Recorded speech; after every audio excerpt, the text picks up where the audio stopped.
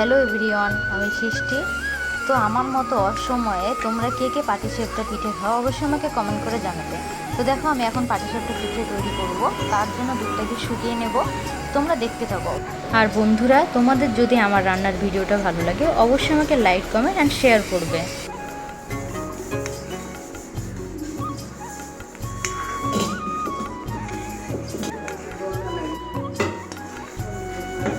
তো বন্ধুরা দেখো, দুধটা প্রায় ঘন হয়ে এসেছে।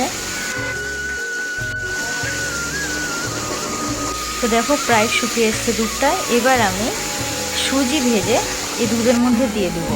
তো দেখো এই যে আমি সুজি এখন লাল লাল করে ভেজে নেব, একটু হালকা ব্রাউন কালার হবে তখন আমি ভেজে নিয়ে দুধের মধ্যে দিয়ে দেবো। এই যে এখন দিয়ে দিলাম। তো ক্ষীর প্রায় অলমোস্ট কমপ্লিট।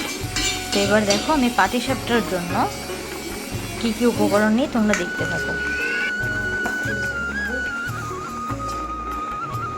তো বন্ধুরা দেখো ক্ষীরটা আমার কত সুন্দরভাবে তৈরি হয়ে গেছে। তো এখন আমি পাটিসাপটা করার জন্য যে গোলাটা তৈরি করতে হবে সেটা আমি তৈরি করে নেব। তো দেখো পাটিসাপটা করার গোলার জন্য আমি চালের গুঁড়ো আর একটু আটা নিয়ে নিয়েছি।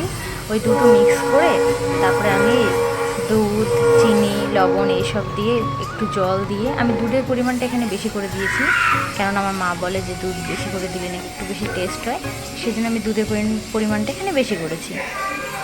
তো তোমরাও এরকম করে আমার মতন বানিয়ে খাবে, তারপরে অবশ্যই আমাকে কমেন্ট করে জানাবে।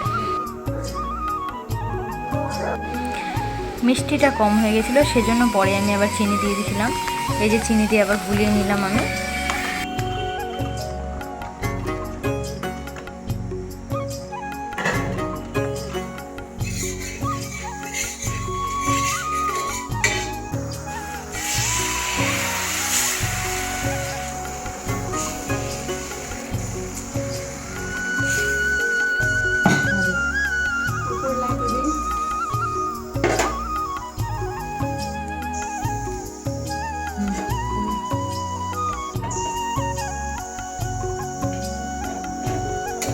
তো আমার মতন এইভাবে পাটিসাপটা করে তোমরা কে কে খাও আমাকে অবশ্যই কমেন্ট করবে।